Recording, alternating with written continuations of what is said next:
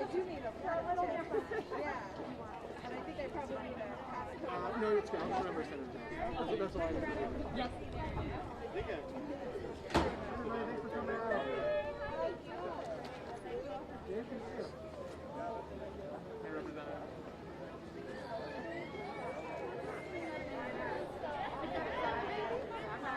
She's not showing up. Hey, how are you? Good to see you.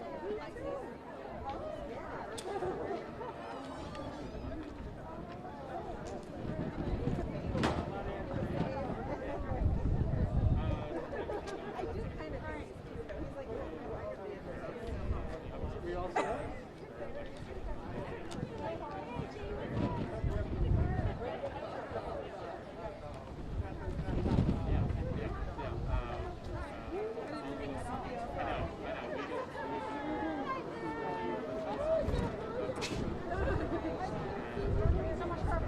Yeah, well.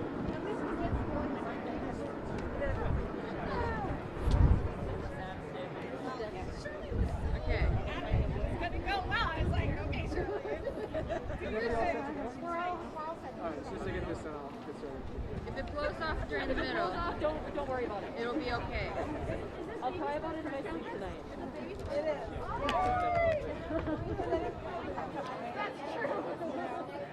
It's gonna have to be a little ugly. Yep. Can I have one more piece? Yep, it's here. Want another? No, I think it's Okay. I've got 3 over here already. Okay. Should be All good. right. You're good. If it blows off, Everybody all set?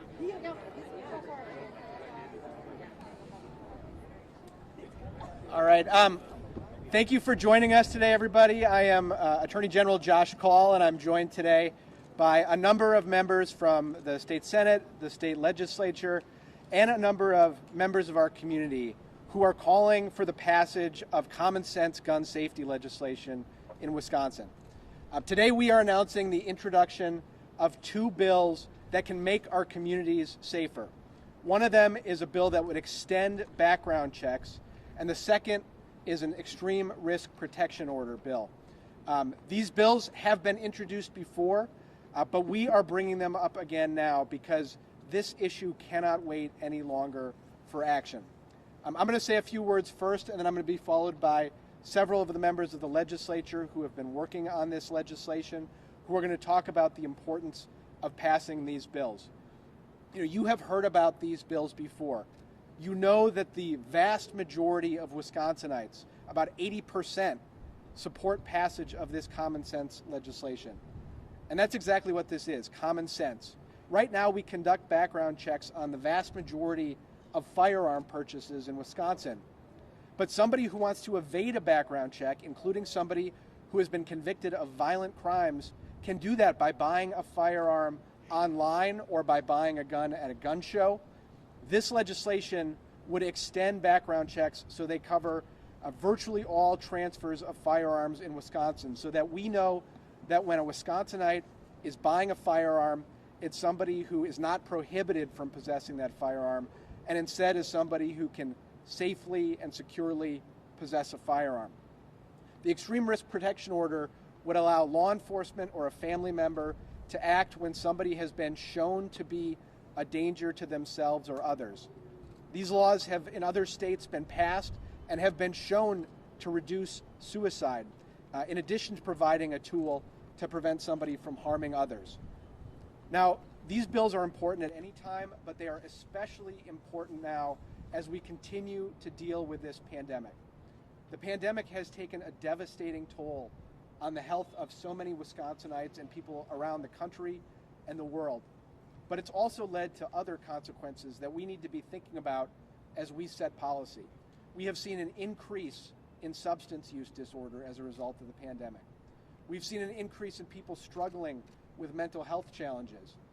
We have seen people isolated from others and unable to access services that can help make a difference in people's lives. And we have also seen an increase in shootings. This is a concrete step that we can take to make our communities safer, to work to prevent violence in our communities. It's one that is overwhelmingly supported by Wisconsinites, and it's one that is in the interests of public safety.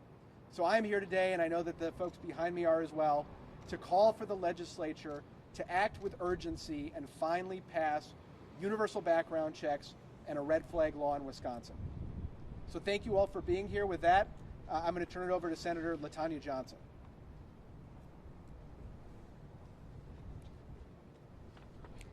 Thank you, Attorney General Kaul, and good morning to everyone here.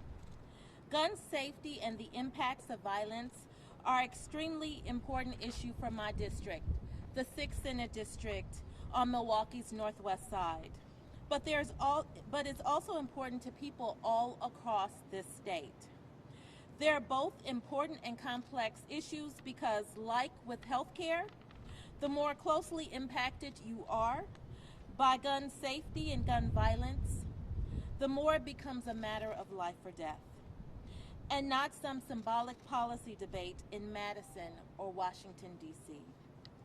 I think whether you live in the city, the suburbs, or rural areas, everyone comes to gun safety from a different starting point. And everyone who is passionate about increasing gun safety, like I am, probably has a tragic event they can point to as the reason that they are compelled to focus on this issue.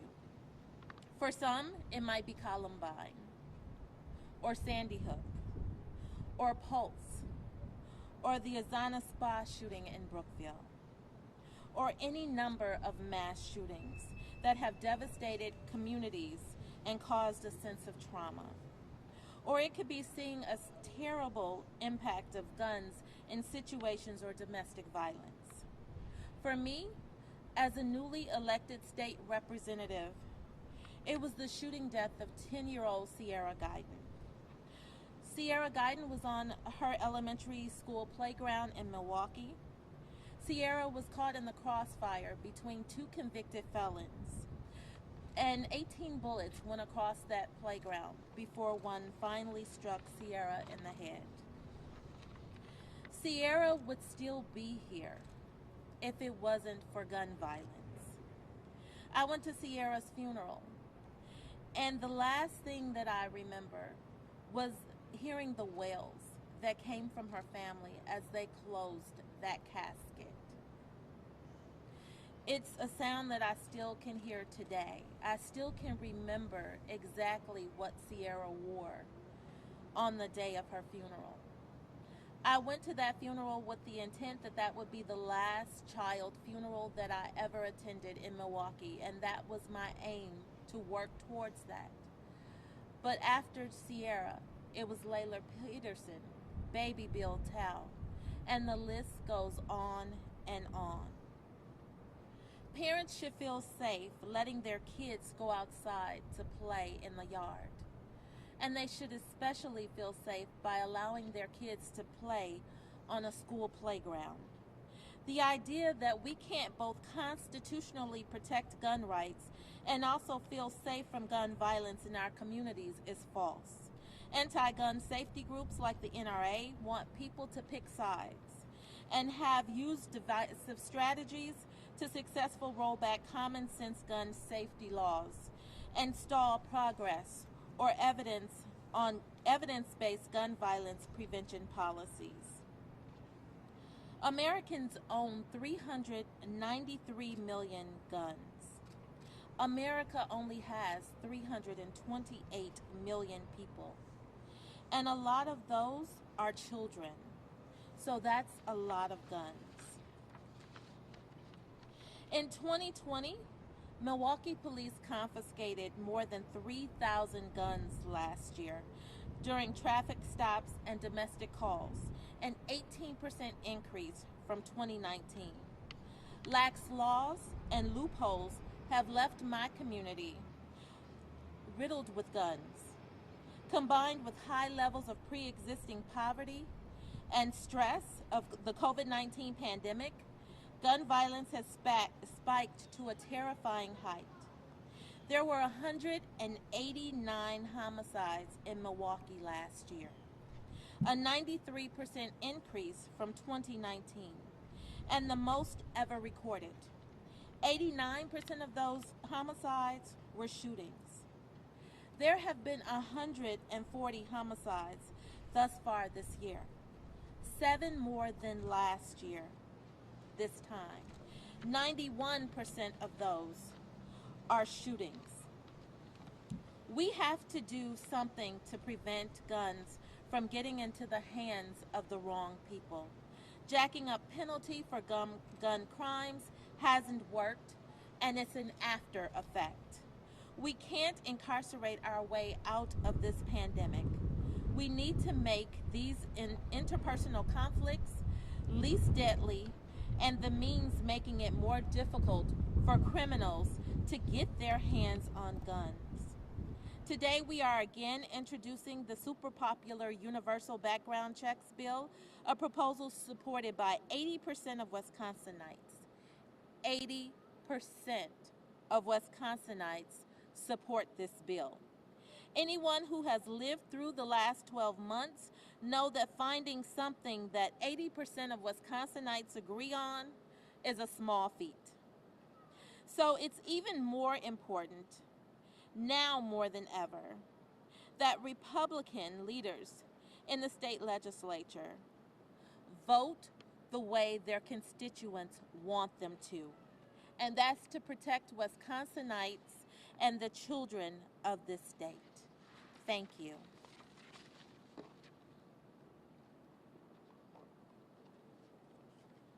Good morning.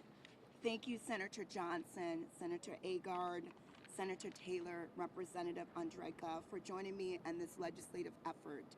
And I would be remiss if I didn't give a special thank you to our Attorney General, Josh Kaul, for supporting safer communities across our state. Day after day, families in Wisconsin lose loved ones to the gun violence epidemic. The lives of our mothers, our sons, our grandsons, our daughters, our grandchildren are ended senselessly. On September 6, 2021, a 63-year-old David L. Neely was gunned down in South Madison at Penn Park in my district over Labor Day weekend. On August the 14th, 2021, a 17-year-old MMSD student was shot to death in my district near the UW-Madison campus. On August 10th, 2021, 30-year-old Ryan Cook was shot multiple times in my district on Madison's southwest side. On September 3rd, nearly a month later, he died of his gunshot injuries. On July 5th, 2021, over the 4th of July weekend, 23-year-old Kashawn Q. Davis Williams was gunned down at the BP gas station in my district. These shootings are impacting our parks, our gas stations, our sidewalks, our students.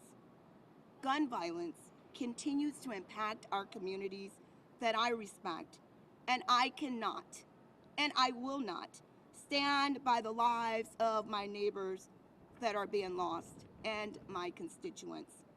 These tragedies are only increasing in Madison.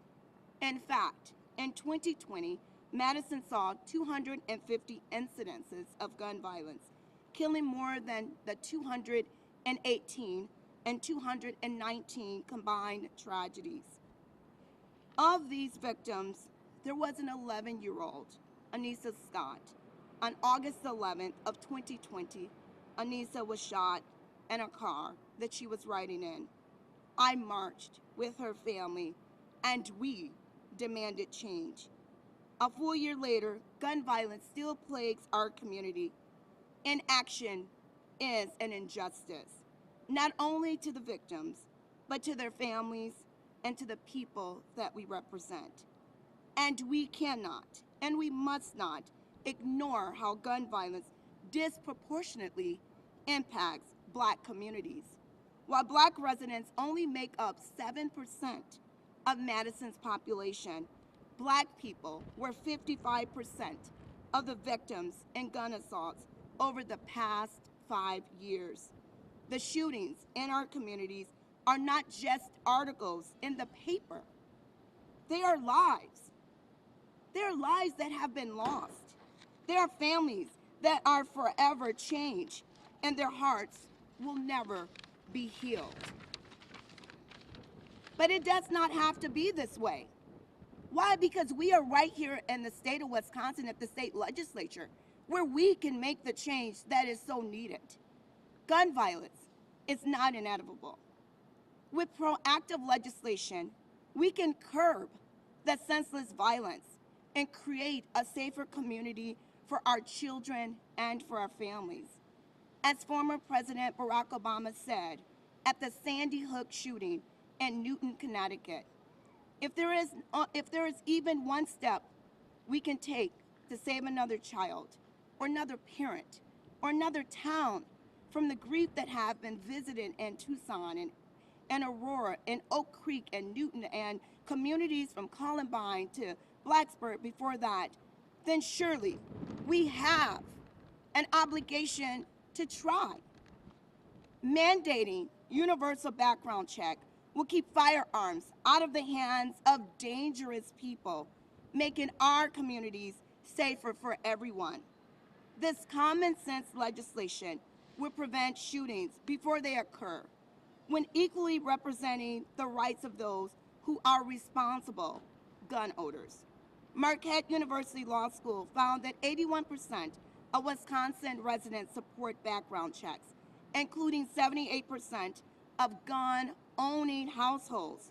Even further, states that we go beyond federal law to mandate criminal background checks for unlicensed gun sales see as much as a 10% decrease in homicides.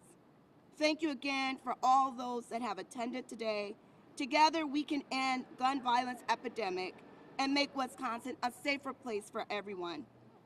As the late Justice Thurgood Marshall once said, and I quote, "The process of democracy is one of change. Our laws are not frozen into immutable form. They are constantly in the process of revision in response to the needs of a changing society." Thank you, and it is my honor to introduce Senator Lena Taylor.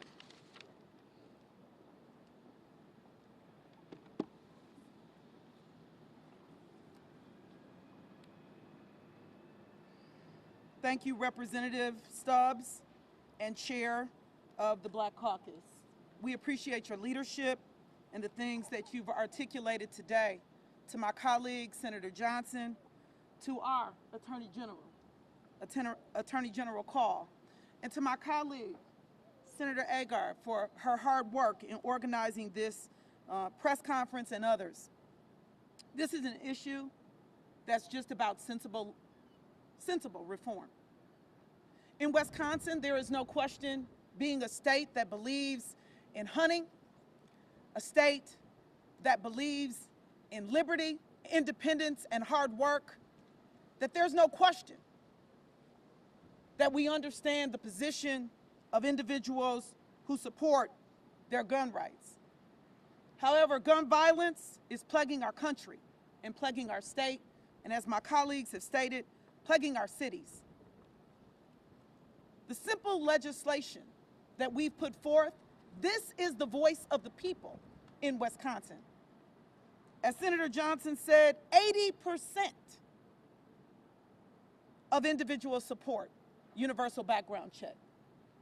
There is no question that we all know that mental health and suicide has increased during this horrific pandemic that we are all a part of.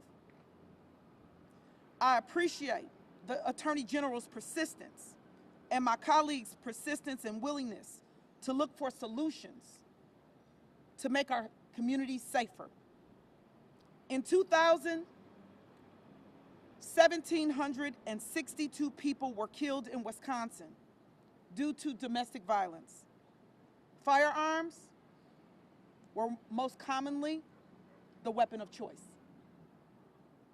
According to the CDC, on average, one person died by suicide every 9 hours in the state. That's over 900 people per year. Last year, 351 of those suicides involved the use of a gun. There are thousands of stories.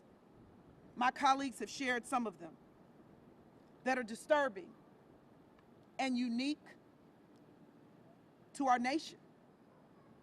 Most of us have internal red flags that let us know that something is wrong or may be wrong in different situations. You know that feeling that says, slow down, pay attention, proceed with caution. Red flag laws allow the courts to do the same thing temporarily. When we think someone may be in danger to themselves, to others,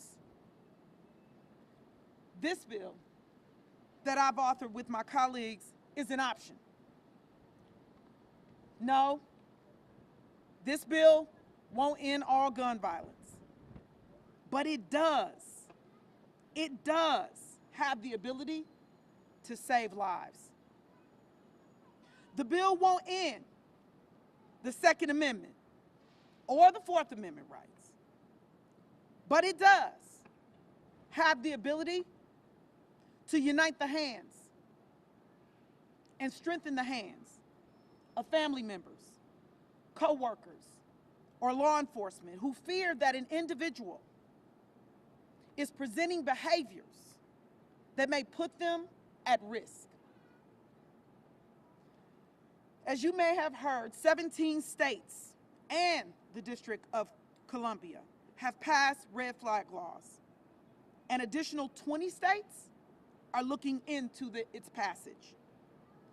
We know that last year, more than 1,700 court orders were issued regarding gun owners that presented significant threats. The duration of seizures ranged from weeks to a year. But the goal of stopping potential harm was clear and the only reason that individuals went forth. For those that are leery, it wasn't just courts making these types of decisions. The New York Police Department made headlines for taking 9 handguns from the active duty police officers after a domestic violence situation involving the officer spilled over into the workplace. The New York Police Department uses red flag laws, procedures, and that was the preemptive choices that they made. It's not a liberal piece of legislation or a conservative piece of legislation. It's not a Republican or a Democratic piece of legislation. It's legislation for the people to save lives, and that is something that we have to do. There are those that say that red flag laws don't do enough. Well, guess what? It's a start. And the people deserve a start. Universal background checks, it's a start. And today we are gathered to say that we need to do something to take action, something to say that the lives lost have a price. Thank you.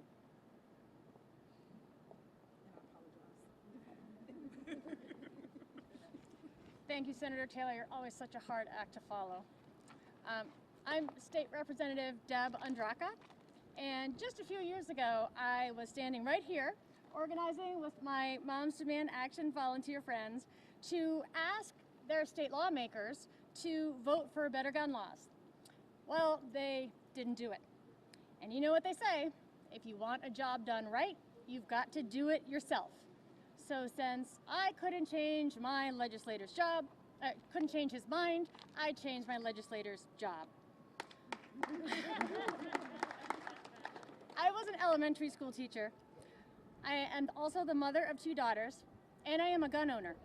I strongly support extreme risk protection order laws, and so do 80% of Wisconsin voters because they can save lives. In 2018, a high school student was exhibiting threatening behavior. His mother had contacted law enforcement on multiple occasions to warn them, and he was known to possess firearms. Despite all of her evidence, nothing could be done because there was no law in place to prevent school shootings. A few days later, 17 students and staff were killed. 17 more were wounded at Marjorie Stoneman Douglas High School in Florida. In 2014, in Isla Vista, Florida, a person displayed warning signs including homicidal and suicidal threats. His parents contacted law enforcement, but the shooter did not meet the criteria for mental health commitment. As a result, he kept his guns. He went on a killing spree a few weeks later. 6 people died before he took his own life. A dairy farmer in Wisconsin was about to lose his family farm. Financial pressures, long hours, labor shortages, harsh weather, these are all conditions that farmers say are escalating stress and depression. Nationally, farmers are much more likely to take their own lives than in many other professions, and they often have access to firearms. Suicide by any other method is lethal only about 4% of the time. But with a firearm, that goes to up to 90%. A woman I just met a few weeks ago, she called the police over and over again, begging for help. Her husband, who suffered from mental illness, refused to take his medication and was threatening to harm her and her children. He had an arsenal of guns and threatened to shoot her, but local police were powerless to help. Students, farmers, parents, neighbors, these are the people that we can save with an extreme risk protection order. 19 other states have ERPO laws which allow a judge to order guns to be removed from a situation where there is clear evidence of someone in crisis or an individual planning a mass shooting. These bills can save lives in every part of Wisconsin.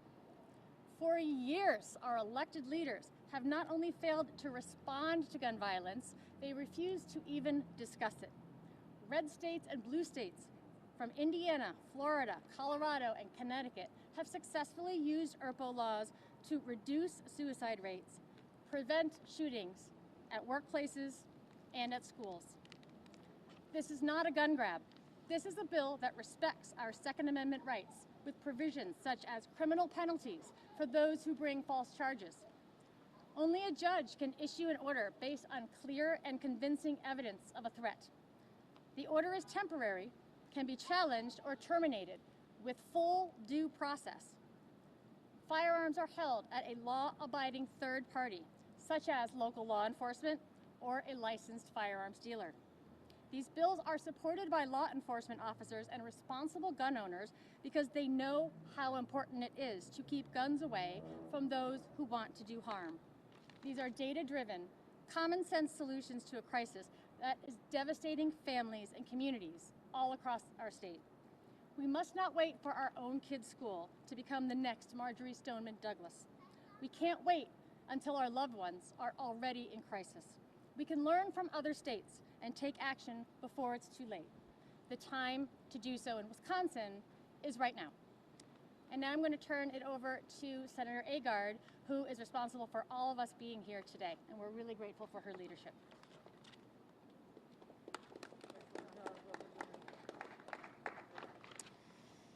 Thank you, everyone, for being here. I am Senator Melissa Agard, and I represent the 16th District here in Dane County. And I am honored to be here with so many of my amazing colleagues, the Attorney General, and fabulous, passionate advocates from across the state of Wisconsin.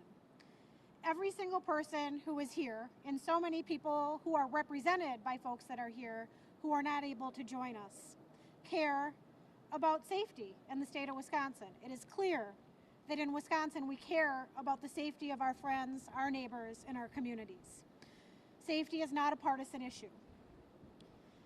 I personally have been so moved by the stories that we have heard today, real life stories about real life people who have had real life impacts due to gun violence.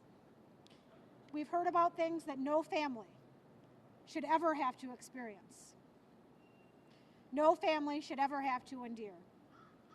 And quite frankly, that we can have an impact on eliminating and minimizing in the state of Wisconsin. But unfortunately, gun violence is pervasive in the veins flowing through the state of Wisconsin, and it has been for decades. Frightening questions linger about the backgrounds of our everyday lives. When will the next shooting occur? Where will there be gun violence? Who will be impacted? Will it be my loved one? Who's going to be hiding? Who's going to be injured? Who's afraid? Every day we hear about more suicides, more mass shootings, more domestic violence, more deadly impacts about guns in the state of Wisconsin. And as someone who has worked on this issue for many years, through the legislature and before, I have witnessed the heartbreak that too many people have experienced due to gun violence. I've held in my arms parents grieving their daughter who was murdered at her job. I have spoken with family members who have lost loved ones to suicide. I've spoken to my own kids who have been frightened at school, right here in Madison, because guns influence their life.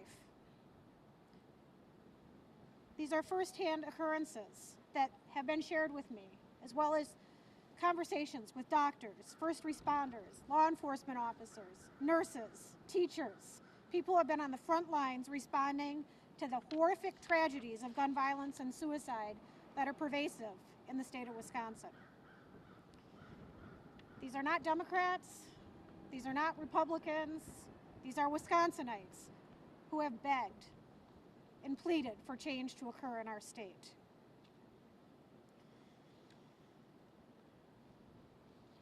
We've seen generations of children grow up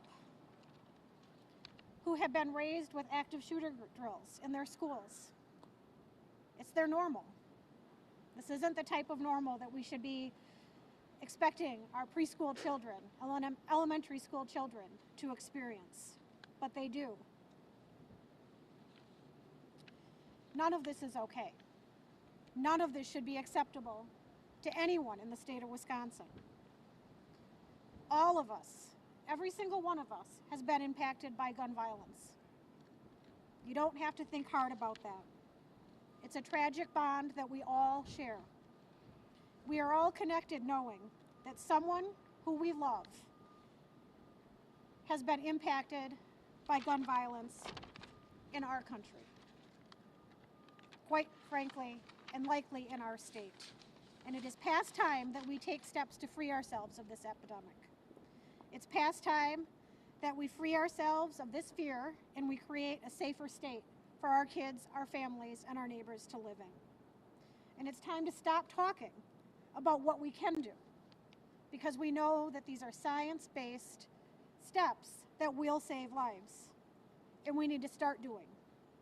Common sense gun safety reforms must absolutely be a priority for all public officials, for all public servants here in the state of Wisconsin. And in fact, the only place that this issue, the addressing of gun violence in the state of Wisconsin, is partisan is in that building. The people of Wisconsin know that those who skirt the laws when it comes to gun loopholes are doing a disservice to gun owners. My family owns guns. My family has also been impacted by gun violence. We can thread that needle. We can make our communities safer and not remove guns away from law-abiding citizens of our state. The people of Wisconsin are on the side of everyone here that is standing here. There is a vocal minority who is trying to tell you otherwise, who are influenced by powerful, wealthy special interest groups that are inciting fear in our friends and neighbors, and that is not okay. I want you all to remember that over 80% of the people in our state support extreme risk protective orders. 80% of the people in Wisconsin support universal background checks. That includes 78 of gun-owning households in the state of Wisconsin. I cannot and will not ever treat gun violence as inevitable or something that we can't do something about. We are here to extend our commitment to making change and creating a safer Wisconsin for everyone. Frankly, inaction is an admission that this is the fate of our state and our nation. And I'm not willing to accept that, and I know my colleagues aren't either. This is not complex. We know what we need to do and what we can do to save lives for people in the state of Wisconsin. Again, inaction is not an option. Let's get this done. Let's listen to the people who are our bosses, the people of the state of Wisconsin. Let's take steps to affect and decrease gun violence, and let's keep Wisconsin's families safe. Thank you very much for being here, and we're happy to answer questions. Curious about the red flag law. If I think it's called on me, I feel like that'd be pretty much impossible to be hired for a job after that, or to be used in a custody battle. How much of that would follow me around and for how long?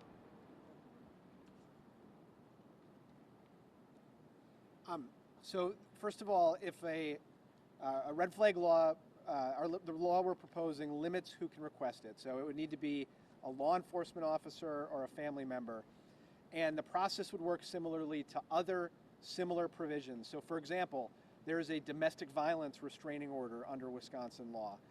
That law has a process in place for how it goes before the judge and when the order is granted or not. Similarly, there are similar orders for other types of potential violence, but they're tied to specific types of criminal activity, not a more general concern that somebody would engage in violence to themselves or others. So the process would be the same, and the person would have the same due process rights there that they do in these other contexts. Would it show up on an employment background check a year later? What happens would depend on what happens with the case. So it's a public record that this happens, and so it would be treated as a public record. I think another thing to keep in mind about the red flag bill is that there are stiff penalties for people who would make a false claim, who would make a false report. I believe it's a $10,000 fine if you made a report of a red flag report, and then it was found that you were doing out of spite. So there are stiff consequences for bad actors on both sides. And Senator Taylor.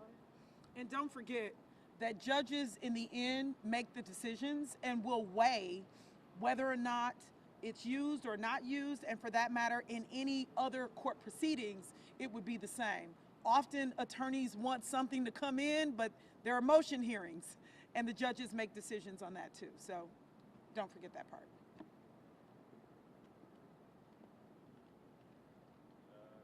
Couple questions. So the universal background check law, is that going to apply to all private sales or just county sales? Yeah, the universal background check bill would apply to all sales, and it would apply to almost all transfers. There are certain limited exceptions. So for example, if a firearm is temporarily transferred temporarily meaning 2 weeks or less for a purpose like hunting or target shooting, there's an exception there. So there are limited, narrow exceptions, antique guns. But generally speaking, the bill requires that a background check be conducted with those exceptions for all other transfers and all firearm purchases. And there's recently a bill introduced that would basically limit liability for gun manufacturers and ammunition manufacturers. Do you have a comment on that bill? Well, I'll let the legislators add to this. But generally speaking, I think that the same laws that apply to every other business should apply equally to firearms businesses. I think if there's been federal legislation relating to this that has limited the ability to bring challenges. Do any of the legislators want to speak on it? Is this a Wisconsin bill? Yeah. If any of you want to speak on it. Okay.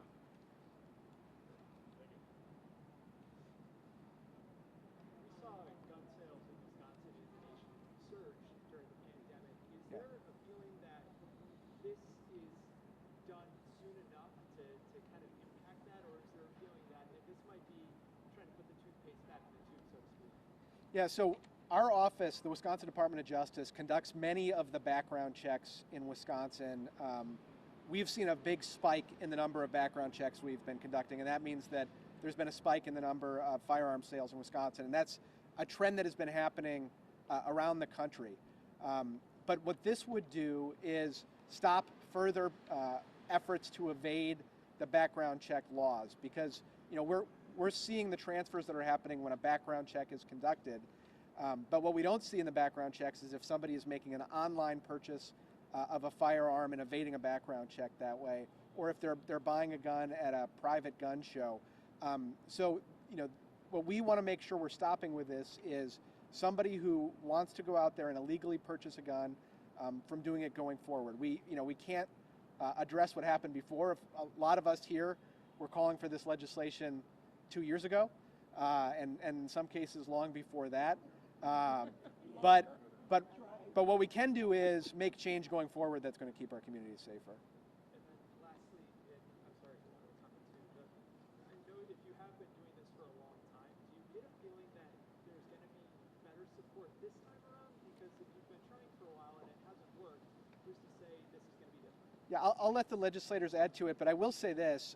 There is more urgency now than there was even 2 years ago, because we have seen the impacts of the pandemic, and we need action to make our communities safer now. We can't wait for action. I do encourage you all to ask the members of the legislature where they stand on this issue, because so far what they've refused to do is hold a hearing of any sort. There's $600,000 being spent on an investigation into conspiracy theories. There are hearings on conspiracy theories. Let's address real issues that Wisconsinites are actually facing and work to make our communities safer. Let me turn over to the legislators. And that they ask.